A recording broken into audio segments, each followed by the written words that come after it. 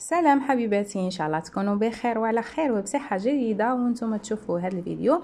كما عودتكم دائما فيديوهات مختلفه. هذا الفيديو ان شاء الله راح يعجبكم، وهو انه نوضعوا برنامج لانه ما بقالناش بزاف للدخول المدرسي، وراح يكون يعني تغيير على العطله بالنسبه للوليدات الصغار. ولهذا فحضرت لكم هنا واحد الروتين للاطفال تاعكم. يعني كما نعرفوا في العطله دائما يكونوا متعودين على النواض روطار، اللعب بزاف، تفرج تيلي بزاف. في هذا الفيديو حبيباتي يعني وجدت لكم برنامج اللي يبقى على حساب كل عائله وعلى حساب يعني السن تاع نتاع الولد. هذه هي انا ولادي بين 6 سنين و7 سنين، وهذا البرنامج يعني شتو يعني يناسب لولادي. لهذا المهام هذه اللي راح نحطها راح تبقى يعني قابله للتغيير على حساب كل عائله. وقبل ما نروحوا المهام اللي حطيت لكم في هذا البرنامج، ما تنساوش حبيباتي تعليق، اشتراك وفعلوا الجرس باش يوصلكم كل جديد. وإلا عجبكم نوع هذه الفيديوهات راح نحط لكم روتينات اخرى ولا جداول اخرى اللي راح تعجبكم ان شاء الله. ونروحوا نشوفوا فيديو تاعنا على بركه الله. كما راكم تشوفوا هنا حبيباتي رسمت جدول اللي فيه ايام اسبوع وفيه مهام. وكما قلت لكم قبل يعني المهام تبقى على حساب كل واش بغات يعني تنظم في ولادها. المهم في هذا الفيديو هو انه الجدول مهم مع التنقيط. انا درت 10 مهام يعني باش تكون نقاط من 10. وفي كل اسبوع يعني كل ورقه ولا كل جدول عنده اسبوع، يعني كل اسبوع نبقى نعاود نفس الاوراق حتى يكمل شهر. هذه هي. وراح تشوفوا يعني المهام هذه اللي حطيت لكم. وفي اخر الفيديو راح نوريكم يعني كيفاش الطريقه اللي نخدم بها هذا الجدول. واول مهمه اللي بديتها انا في هذا الجدول هي الاستيقاظ باكرا وترتيب السرير. يعني هذه الايام المتبقيه قبل القرايه لازم نعلمهم ينوضوا بكري. بالرغم من انه انا ولادي يعني يقراو في الجامع يدخلوا 7 نتاع الصباح، يعني مولفين ينوضوا بكري. لكن هذا الاسبوع اللي قبل القرايه ما غادينش يقراو كاع، يعني داو كونجي في المسجد. لهذا راح نبقى نوضهم دائما بكري باش ما بين ما يلحق ليكول يكونوا ديجا متعودين. عندنا ثاني مهمه اللي درتها هي تناول الطعام وشرب الماء. هنا بازيت يعني على هذه المهمه لانه انا عندي واحد في ولادي ما يبغيش ياكل، كما نقولوا اضطريت اني ناخذها من المهام لانه يعني يبغي هذه المسابقات ويبغي المنافسه، فدخلتها من ضمن المهام اللي غادي نبقى نكوشي له يعني إلا قام بهذه المهمة. عندنا كذلك مهمة ثالثة اللي درتها له هي الوضوء الصحيح وغسل الأسنان بعد الأكل. كما نعرفوا يعني في سن 7 سنين لازم نعلم ولادنا الصلاة. يعني هو راه في السن اللي لازم يتعلم يعني ما غاديش نضغط عليه، ولكن راني نعلمه يعني صلاة، تعلم الوضوء والصلاة. يعني راه مرة يصلي مرة ما يصليش. انا باش نشجعه يعني على الصلاه نبقى دخلتها كمهمه كذلك باش نبقى نكوشي له. عندنا المهمه الرابعه اللي درتها وهي القراءه اقرا واكتب قراني. يعني هنايا ثاني باش نشجعه باش ما يعني تبقى مواصله القراءة نتاع المسجد، رغم انهم يعني خداو هذا الاسبوع، ولكن راح نشجعه باش يزيد يقرا ويزيد يكتب، يعني يحفظ الصوره تاعه ومام طون يكتب اللوحه تاعو. عندنا المهمه الرابعه اللي درتها هي احافظ على صلاتي، باش يتعلم يعني يحافظ على الصلاه في وقتها. كما درت له يعني المغرب يروح للجامع يصليه هكا باش يعرف باللي صلاة الجماعة يعني فيها أجر، ومنها يتعلم على حساب المسجد اللي راه يصلي فيه. بعد ذلك درت أقوم بنشاط ولا رسم ولا اشغال يدويه. هنايا كما قلت لكم غادي يعني ندخلوهم في ايام المدرسه، منها يتعلم اذا كان عنده نقص عمليات كما المنتقلين سنه ثانيه لازم يكونوا يعرفوا عمليات الجمع الطرح، يعني يكونوا ميتريزوهم مليح.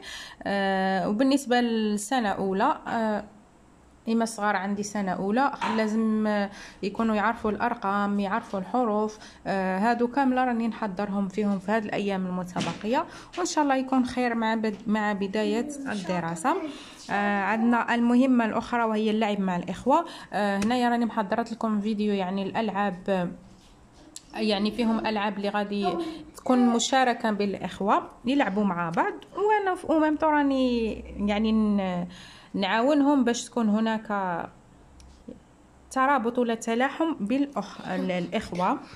المهمة السابعة اللي هي مشاهدة برنامج مفيد. هنايا يعني تعمدت أن ندير لهم مشاهدة برنامج مفيد باش نبعثهم على التليفون، بعدهم على الطابلت، يعني الأفلام ولا هاد البرامج أنا نتيلي شارجيهم ونحط لهم في التيلي يعني يتفرجوه، وانا وراني يعني نحفزهم. بعد ذلك اساعد افراد عائلتي، ومنها نقص شويه التعبانيه، وراكم عارفين الايام الدراسيه راح تكون متعبه. الله يقدرنا يعني على هذا العام ان شاء الله. مهمه وهي احترام الوالدين. هذه زدتها على جال يعني باش تكون المهام من رقم 10. نشوفوا اللي علي صوته اللي المهم وننقط. هذا هو فيديو اليوم، وراح نخليكم مع تتمة الفيديو. راح تشوفوا يعني كان عندهم واحد الحماس ولادي كي شفت هاد كي درت لهم هاد الورقه، كان عندهم حماس واجدين غير باش يقوموا بالمهام باش نبقى نكوشي لهم، وهذا يبقى كتشجيع. وصلت لنصف الفيديو. ان شاء الله ما تنساونيش الا مازال ما درتوش لايك، ديروا لايك. اللي مازال تفرج الفيديو ما دارش اشتراك شجعوني شويه باش نزيد نكمل لكم ونحط لكم برامج اخرى. نسيت ما قلت لكمش يعني الجدول هذا فيه لمده 7 ايام، كل مهمه عليها النقطه. في اخر الفيديو في اخر الجدول راح يعني نلمدوا 10 نقاط على مدار 7 ايام، وهي تعطيك 70 من 70. ودرت لهم يعني كل طفل ولا كل ولد جاب اعلى مجموعه من النقاط هو الذي يحصل على هديه في نهايه الشهر. وهذا كما قلت لكم يبقى كتشجيع ولا كتشجيع باش نحسنوا من سلوكيات ابنائنا، الله يحفظهن ان شاء الله. وهذه هي نخليكم مع تتمه الفيديو. حبيباتي ما تنساوش لي لايك باش الفيديو يزيد ينتشر، وان شاء الله نكون فتكم في هذا الفيديو ولو بالقليل. ما عليكم غير تكثروا لي التعاليق تاعكم الا بغيتوا فيديوهات من هذا النوع او برامج اخرى. الحاجه اللي يخرب 10 ماما نكتب لك واحد الحاجه اللي يخرب في الفريجيدير منموع هذيك تاع المطبخ. ماما هاي نفهمكم. ماما تسنى فهموني. عندنا الاستيقاظ باكرا وتنظيم السرير. تنفض الغلاف تاعك طبق دراك اللي دار هاد المهمتين عنده هذه صحيحه، عنده صحيح، ما دارهاش ما عنده نديروا له خطا. نعود دائما ندير نوض وندير ساعتين الرافيل ومن بعد والي نظف دائما هو اللي تعطي مفعل نوض خوتي. ماما المهمه الثانيه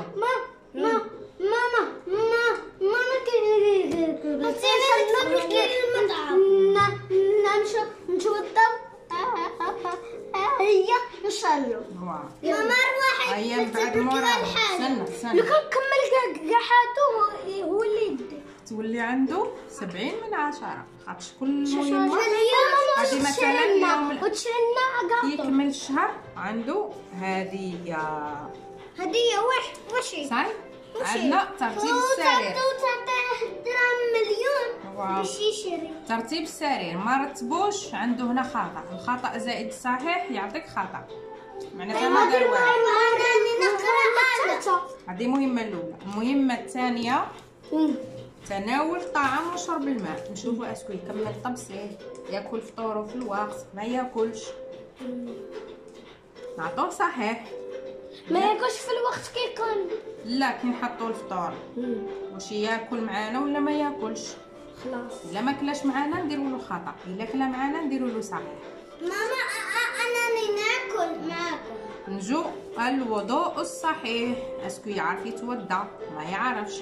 علمتكم الوضوء، كل واحد خاصه يتوضا ويعرف يتوضا. انا نحاول ايوا عنده الوضوء صحيح.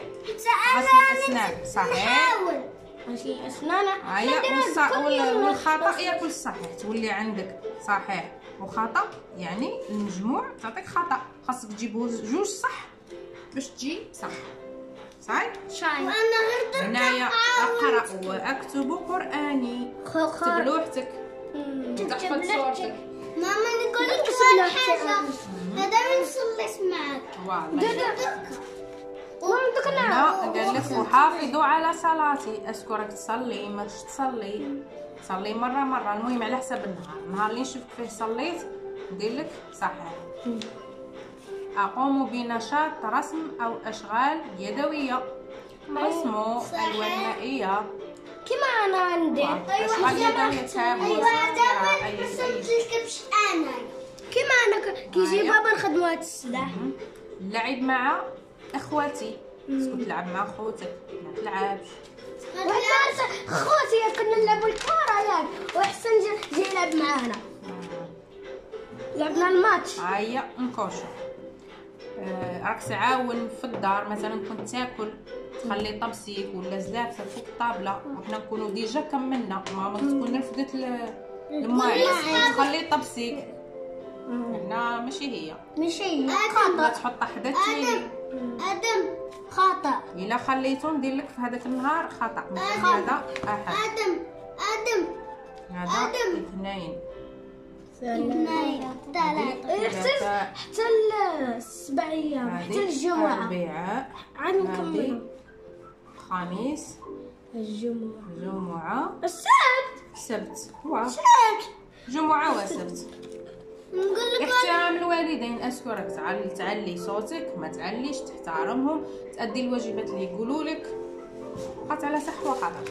هنايا شحال عندنا 10 مهام، 1 2 3 4 5 6 7 8 9 10. ما عندك نخدم الخوت ياكل اللي يلمق 10 نقرا، اللي يلمق 10 نعطوه 10 على 10 والعشرة تعطيك مش عارفه نشري لنا مش عارفه 70.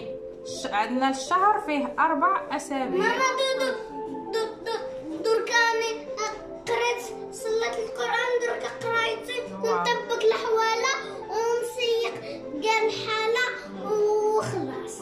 ان شاء الله. هيا كي نديروا 4 ورقات هكا، كل واحد نديروا ورقه، يعني في الشهر راح نديروا 4. يا كل يوم كي كنوض من السرير ياك نبدا نقرا هاد الكلمه، نعلق لكم في فريجي. لا حنا 4 أسابيع اللي هي شهر عنده هديه، والهديه نمدوها للولد اللي جاب اعلى معدل. ماما ولا عطيني ورقه نلصقها لك منها باش لا نلصقوها في فريجي، نلصقوها بالسكوتش نخص لي كيف فاهمه. فهمتي ماما اللي وصل يعني لهاد اللقطات الاخيره من الفيديو نقول له شكرا بزاف انك تميت لمشاهده الفيديو. شكرا على صبرك معايا، وشكرا على كل شيء، يعني الا درت لايك ولا خليت لي شي تعليق. ان شاء الله فيديو اليوم كان عجبكم وكان خفيف ظريف عليكم، وما بقى لي غير نقول لكم شكرا. الى فيديو اخر ان شاء الله. سلام. اذا بغيتوا شي فيديوهات مشابهه خلوها لي في التعاليق. سلام.